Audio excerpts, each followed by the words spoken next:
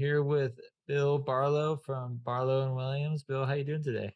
Good. How you doing, Andrew? Doing great. So Bill is kind of a microquarter legend. He's helped a number of I've lost count at this point. I'm sure you would know better than me.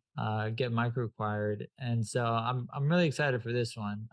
So Bill, just to kind of kick things off for listeners that may not know you, do you want to just give a short 2-minute intro of yourself? Yeah, sure. My name's Bill. My background is I'm a lawyer. I worked on Wall Street after I graduated law school, did that for a number of years. And then during the pandemic, I left and I started my own firm. And it Good, was around good, that time. good for you, by the way. So I Right have an on. entrepreneurial bent as well. Yeah, we're all about that. And that was how I originally ended up finding Andrew and Microacquire. I did a SaaS deal for one of his friends, and he I remember that we were talking about that was one of my favorite. Sorry to keep interrupting you, but that was one of my favorite acquisitions. Are you referring to the Pushing Gauge deal? yes, exactly. Yeah, that was a good 7-figure deal. Sorry, No, continue. no, no, it's great. It's great. And that was really a lot of my introduction to SaaS because my deals in the past, private equity Wall Street, we're talking $100 million deals, $1 billion deals, and the SaaS space is really a lot of it's dominated by the startup, micro acquire, all of these other things, and so it was incredible different energy involved, and I just loved it. I just fell in love with it. So. Nice. So on the legal side of things, arguably one of the most important and sometimes confusing parts for entrepreneurs as they're going through an acquisition. What are like some key ways that you help entrepreneurs like as they're going through an acquisition? I know the answer to this question, but I'd love to hear your take. Yeah, no, I think for a lot of entrepreneurs, the legal cost, especially because it's a big expense item, especially on a smaller deal, it can feel like a real barrier to entry, right? And I think MicroAcquire is actually doing a great job with some of its legal forms, especially for smaller deals where maybe like it doesn't make sense for a lawyer to get fully involved. But especially on larger deals, what you're really looking for is number one, you help with the general terms. So you often like, because I see so many deals, I think we have like 8 SaaS acquisitions going on right now. We have a good sense of what the market is in terms of how much do you pay up front, how much do you defer over time, what are the transition services like. So when you're thinking about how do I make an offer that a seller is going to feel comfortable with but still protect me, a lawyer is going to be there to help you structure that offer to kind of balance those two objectives. And then there's a legal diligence side of it, and I could talk a little bit more about what that entails and what comes up. And then probably the most important part is drafting the actual documents, the purchase agreement. And once again, with a good attorney, the desire there is to, on the one hand, you want to make sure you're protected as the buyer or the seller, whatever the case may be. But you also don't want to make it a super one-sided agreement that makes you just go back and forth a million times. You really just want to be practical and get the deal done. And that's really the job of a lawyer. Is in some ways it's just making the process move smoothly so that business people can really do their job, which is more important, frankly. Nice. So I know you've done a number of acquisitions, and I've heard nothing but amazing things about you. And again, I don't want this to be like an infomercial for you, but I truly have. And we worked together on an acquisition, and it was an absolute pleasure. But I know my favorite deals that I've done with you, which are but I'd love to hear yours. Like, do you have a favorite acquisition? It could be good outcome for the buyer or the seller that came to you, and any interesting stories you could share. Yeah. I think one of my favorite ones. I'll have to be a little discreet about this because it's still ongoing right now. Yeah, Uh, you don't have to disclose like numbers or anything like that. You can make it up. yeah, exactly. It's a $15 billion deal, which I found on MicroAcquire. Um, It's a Twitter deal. yeah, exactly. I represented Elon Musk. No, it's one where the buyer is a strategic overseas, actually in the United Kingdom, and it's a Mm. stock for stock deal. There's some cash up front and there's some stock involved as well. And the company has gone through one major round of funding with some very well backed VCs, and the seller, who's a micro acquire seller, is potentially going to play a large part in that company going forward. And so for me, I think it's really fun because most of the time with these deals, you get your cash, maybe you provide some transition services, and you're sort of, then you're on the other side. This one, not only are you doing the acquisition, but you're thinking about the long-term relationship. And I don't know, it kind of feels fun to be, not just a one-off, but a sort of building things in perpetuity. So You're in the mix. yeah, exactly. You're Exactly. moving and shaking stuff. I also want to touch on, if you're comfortable with it, just your acquisition pricing as well, because I've gone down this rabbit hole where you hire an attorney and the all-in legal costs. Like my legal bill for business apps, which was like let's just call it, I won't say a number, but the legal bill I believe was like 150,000, and I remember the attorney telling me, "Hey, every time you email me, I have to charge you, for 15 minutes of my time," and their hourly rate was 1,000 an hour. Can you walk me through just like, let's say a deal that's, 2 to $5 million. What does that kinda look like in terms of cost? Because I know you have a fixed structure that's not hourly, which I think is awesome. Yeah. Well, we honestly, it's like a bad experience for both sides, right? Like, you're not going to email this guy if it's $250 every time you No, send I an did. email. I was that nervous. I was like, I don't care." Like, Yeah. to like walk me through, like I remember going through disclosures and I was like, Just talk to me like I'm five." Like, Just just get it done. Yeah. So our thing is, as you mentioned, it's flat fee. So it's 0.5% of the transaction size, with a minimum of $10,000. So if it's a $2 million deal, that's $10,000. If it's a $5 million deal, that's $25,000. To give you, we and how did you get to that? I think probably experiences like mine maybe led that. yeah, it's kind of two things, because from the lawyer side, it's actually also very frustrating, because one of the most frustrating parts of my job when I do hourly work is having to keep track of any time anyone sends me, because not only do I have to respond to the email, I have to go into my billing system, I have to mark how much I did, I have to say what I did it for. I hated that. I had to do that all the time when I was working for law I can't even I can't even imagine. I would literally like it, just between me and you, Bill, and I guess all the listeners. Once I found that out, I would just email them randomly. I'd just be like, "Hey, what's up?" Just because I don't know. I was just like, "Hey, what's up? I just wanted to give you a tip with this email." I don't and know. then they're just like, oh, I gotta put that, gotta put that So, down. so on the other side, I don't know if they were happy or mad, but that's an interesting perspective. When you're at a law firm, you literally have, like, in the upper right hand corner, I had these different timers up. You'd create different timers for different clients, and you'd have like 25 up on a single day. And you'd just be clicking between them as you move between different matters. And then Mm. you'd have to like put in all the entries for all the things you did. It's honestly a nightmare. So, and the other problem I should say is with the hourly model, like, we've made some software to make our own cells more efficient. We've built in forms, we've done all that. If all you're doing is billing hourly, every efficiency gain you make as a lawyer is basically just lost revenue. And so, we just thought, I don't want to be tracking my hours. I don't want to be, I don't want to be have the client not talking to me because of their hours, and I want to actually be able to be paid for the efficiencies I make. And that's it was an iterative process of just seeing what the market was accepting, and kind of going from there. So I think it's a total win-win. Tell me about your transition into entrepreneurship. First of all, I want to say I'm, super proud of you because the deal we were talking about at the beginning, I believe you had not started your own firm, and so now you've ventured out on your own. How's that been for you? oh, it's been great. Welcome to the world of entrepreneurship. I find it makes it a lot. it makes it really fun to talk to entrepreneurs because you understand the miracle that it is anytime you get a new client that's actually paying you money to do anything.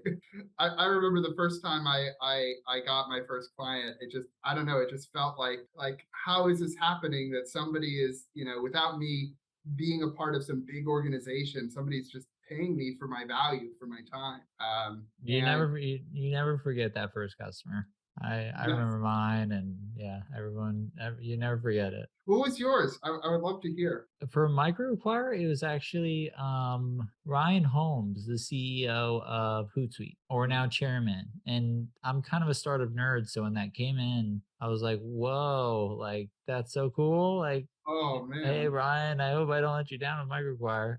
He's now an investor in the business and a fantastic individual, but yeah, he was the first paying. And the story goes is with our current business model of having buyers pay an annual subscription, access deals. I sent out an email. He signed up within 2 minutes, and I was just like, "Whoa!" Wow. Which is really cool to see. And then Wow. I also remember my first customer at Business Apps, which was actually an attorney. We made a Really? mobile app for them. Yeah, Wow. oddly enough, it was a local attorney that I'm so close with today. I think it was kind of a sympathy sale, like, "Hey, yeah, I love what you're doing," but I still remember it. No, but it's so awesome when you get, because it's kind of like what Teal says. It's like the 0 to 1. That's the hardest part. And when you actually get over that barrier, it just feels golden. Right. So let's say I found an awesome deal on microacquire. I'm circling with the seller. We've landed at a $4 million purchase price. Now I'm calling you up because that's all we've gotten to is an agreed price. Can you walk me through just kind of how you would work with me in terms of helping me get the deal over the finish line? Yeah.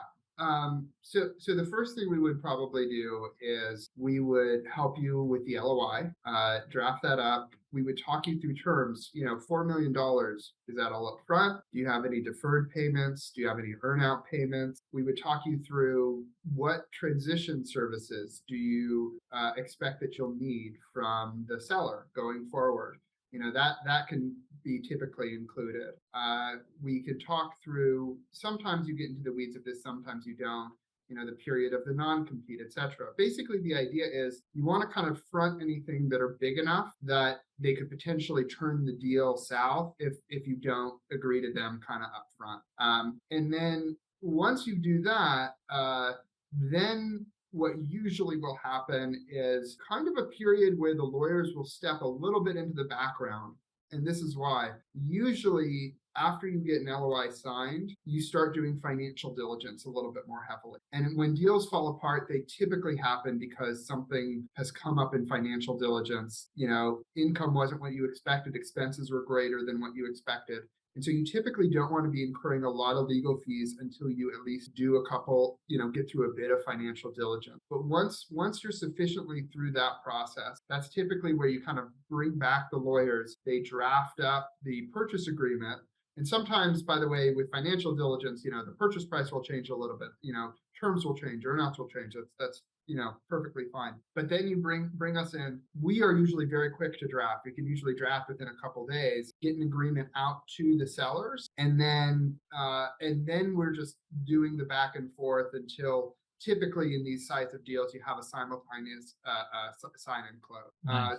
Does that kind of answer some of your questions? Yeah, it was just way too simple. And I was expecting.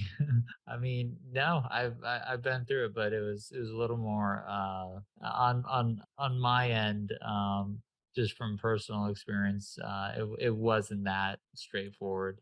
My experience was basically on the seller side. I kind of made it this way just because I was 29, so I didn't want to do anything. I wanted to make sure the company was represented, but we spent, I think, a week on disclosures, Yep. like looking at them, making sure everything was good to go, and then so yeah, I wish I knew you at the time, I guess. Well, I'll tell you a little bit of an experience from the buy side. So one of the things that causes a lot of angst amongst sellers, especially new sellers, is the disclosure schedule. So you're making all these representations about the company, but then you put on schedules like, here are my employment agreements, here are my contracts, here are my intellectual property. We represented a buyer in a deal just, I want to say, a month or two ago, where the seller was a founder. And there came to a section where he said, please disclose your intellectual property. And we're thinking, the trademarks and the web domain names, the main things. He goes through and he puts literally every single image he used at any time in his website, and it becomes like a 40-page disclosure schedule. Oh man. Like, he must have spent days putting that together. And as buyer counsel, the truth is that, like, we only care about the intellectual property that really is, really kind of necessary and compelling for the business, right? Like, we want to know your patents, we want to know your trademarks, The we want to know assets. that the code is, like, actually, like, properly assigned to the company. We don't need to know all of these things. And so it's very common for sellers who feel like this is their whole life to just kind of overly enthusiastic about populating schedules, when in reality, you can kind of take the temperature in terms of what the buyer is really looking for. Nice. I guess what is your preferred acquisition size? Like what's the largest that you would do, and what's the smallest you would do? So, Or have done? Because right. I'm sure you'd do the Twitter deal. Yes, exactly. So the largest one we're on right now is about $60 million. Not bad. Yeah. The smallest one, uh, we have done, especially if you were asking us, a year ago, we've done, 100,000, 250,000. Now that we have like a $10,000 minimum, like, it's just not making sense for a lot of those deals in that range, because you're eating up 10% in legal fees. But we've certainly done, $1, $2 million deals, and we do a lot of work, I'd say, in the $2 to $20 million space. But the thing I should say too is that we have attorneys that we work with that do some of the lower transactions as well. So, if we're not the right fit for someone, then we love to have a second recommendation in line with somebody who, like, has a similar model and understands that. So Nice. What would you say? I'm just having fun, just chatting with you, man. What would you say, like, your the favorite part of like your whole job is? Ooh, I think that's a great question. I think in another life, maybe in this one, I'll be a professor. So I think one of my favorite parts is when you have new people who come to this confused and inquisitive, and you're just explaining to them, like, what this is, right? Like, you're like, they get this document that's 40 pages, and they're scared and they're confused, and you just walk them through line by line and say, well, this is what this does, this is that what that does, and all of a sudden their nerves start calming down, and they start thinking, oh no, okay, I get it, like, this is why. And I think that's, for me, that's one of the biggest value adds, is you can see people going from the realm of afraid and uncertain to feeling confident and knowledgeable, and I just love seeing that phase shift. Nice. Yeah, no, I can definitely relate to that in terms of, if as an entrepreneur, if you go through one acquisition, that's amazing. If you go through two, that's incredible, but it's usually just once. And so it's always kind of this first time learning experience, and it can be daunting. So it's always good to have someone, experience like yourself in, either corner. I guess, my final question would be, in terms of, the acquisitions that you've helped close thus far. Shoot, I totally lost my train of thought there. I had a really good question. Um, Well, I have some questions for you. Think of your question first, but there's no, you fire and give me a break. I had a good one. I totally missed it. Well, I would love to hear sort of a little bit from your side of the table, like from a legal perspective, or just generally, like, what, when you were coming to the table for one of these things, Oh, like, that what was was your, that. My question was around how, like, what was maybe the most nervous buyer, or the most story around that. But continue with your question. I'd be happy to answer it. yeah, no, I would love to, because one of the things that we're thinking of putting out is an article of, like, what are the things that founders are worried about that they shouldn't be, and sometimes what are the things that they should be worried about but they're not. But I would love to get a sense, when you were coming to this acquisition, what were your sources of anxiety? What were the things, I don't know, like what were the things that were on your mind? Were you afraid of anything? What was kind of going through your head? Yeah, well, I sold to a $10 billion private equity firm, and at the time I was 29, so it just kind of felt like a David versus Goliath situation. And the firm I sold to is very professional, no hard nosed negotiations. It was a fantastic outcome, but still, you only know or you just don't know the legal aspects, and so it comes as a Yeah. complete surprise. So I'd say, for me, it was, just ensuring that everything was done correctly, because it was Mhm. going to be a life changing acquisition for myself. And so I was just, again, that's where, I would email small questions just to make sure we're crossing every T, we're dotting every I. So I would say just the fear of the unknown and the fear of missing something is probably, thinking, and this was like 5 years ago now, but Mhm. that's what's coming first in mind. Yeah. Well, I think because the nightmare scenario is a situation where you sell and everything's good, and then they come back a year later or 6 months later. Exactly, yes. That's what I was trying to avoid, and that's why the disclosures took so long, because I think we over kinda just like, "Here's everything that's possibly," it kind of felt like telling, like, your wife, like, everything bad you've done in your life, like, Yeah. "Here's all the stuff, everything you're asking," but, No, in the end, I it like to all say worked out. being a lawyer, you're part lawyer, but you're part of priest and you're part of therapist. Somebody says like, "Oh, what about this thing that came up?" And you say like, "I bless you." From a legal perspective, like Like, that you're all person good, you're yep. Yeah, I remember the attorney who went through the disclosures with me. I remember it like it was yesterday. He's like, "You really, you don't, we don't need to spend this much time," because we had already gone through due diligence and we were just kind of rounding third base on the disclosures. He's like, "We can do this in like an hour. Like, I have basically all the information needed for the disclosures. I could probably do this myself, or do you want to walk through this with me?" And I was Yeah. like, "Oh yeah, let's spend like 3 hours on this.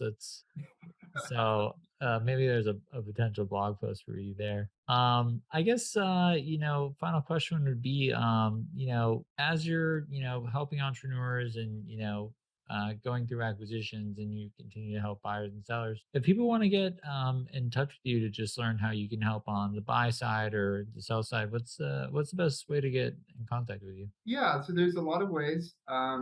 I'll say my email is whbarlow, BARLOWII at barlowwilliams.law. And if you just search Barlow Williams, you'll be able to find our website, and there's a contact us, and that goes directly to our email as well. So if you can't remember my exact email, just search Barlow Williams, M&A lawyer, and we'll come up as a search result. And you'll be able to just find our information from there. So Nice. I'll put all that in the show notes. But Bill, this was awesome to just chat with you and just learn more about your side of the world. And thanks for helping so many founders and buyers on Microcar. We truly appreciate it. yeah, well, thank you so much, Andrew. This was great. Thanks for having me. All right, cheers, Bill.